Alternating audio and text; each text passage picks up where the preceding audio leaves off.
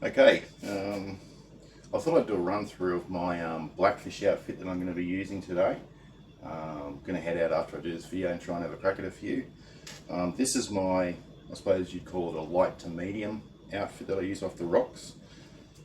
It's a 10 foot, 10.5 foot Daiwa Crossfire surf. Out of all the rods that I've used over the years, especially the longer rods in the surf, the Daiwa Crossfire is just great value for money. They're around the, you probably get them 100, 110 on special, 120 to 130 retail, and for the quality of the build, they're fantastic.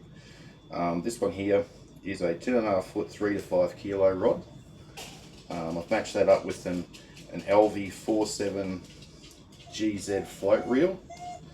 The good thing, these are a center pin reel, but they also, you can turn them to side cast. I find that really useful, especially if I'm fishing into the breeze and whatever.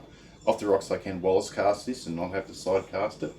But where I'll be today, I'm fishing in an onshore breeze and I like to get a bit more length on the cast, so I can turn that, cast it, turn it back and just fish it like a center pin. 20-pound braid I'm using. I was using braid. I've always used braid for blackfish just because it's really visible, so I can pull up bellies in the line to get direct to the float. Yeah, it's just visible and it floats better than mono. I did try recently to spool this up with 20-pound mono. I liked it, it felt smoother in my hand, but I kept losing it. You know, my eyesight isn't, I'm turning 51 tomorrow, my eyesight isn't what it used to be when I was 30. So I've put some 20-pound braid back on here I'd left over from one of my spinning reel re-spools. I'll go through quickly the rig and what knots I'm tying, all that sort of thing. So the way that you start off tying blackfish rigs is you start from the top, above the float. When I was using mono, it's probably easier, so I'm using braid. That's an FG knot. I'm not going to go and, I probably won't put an FG knot tying thing on this channel. There's tons of them on YouTube. Probably about, then I tie on about 5 feet of 20-pound mono. Once I've done that, I slip up.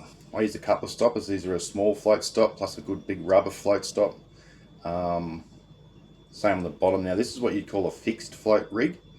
When I'm in the surf, there's a lot of wash. A float rig where the floats can slide down to this swivel, a running float rig. When there's motion, it just keeps pulling the line up and down. I think with a fixed float, the float can sort of bob around. It doesn't lose that depth as it slides up and down. So that's the float. Down to a swivel.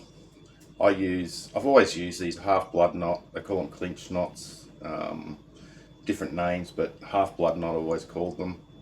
Never had one fail. They're a simple knot. To swivel, same half blood knot. To a barrel sinker. Now with the sinker weight and the float weight, it's important that the float is just buoyant. That way if a fish comes on take it, they don't feel much resistance. I use these little, I think they call them bobby corks. Just so I can, and I paint them myself. Just so, again, eyesight wise, I find these really easy to see. You can use big stick floats as well, but I just like these bobby corks. And then this little small one. I've always fished, anything I do throughout my life, I've always fished as light as I can get away with. So that's it, like a running barrel sinker between, I think this is 00 barrel sinker. Down to another swivel, again, 2 half bloods. For this, because there's a lot of wash,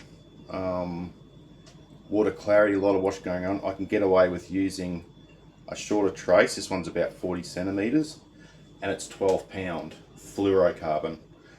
I use 12 pounds quite heavy, but I have to lift the fish out of the water and up onto the rocks. If I had a net, I could probably drop this down to 10.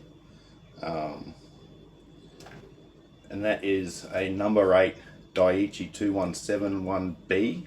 And again, I've got that in a previous video. I talked about this sliding complex snell, so I've got that.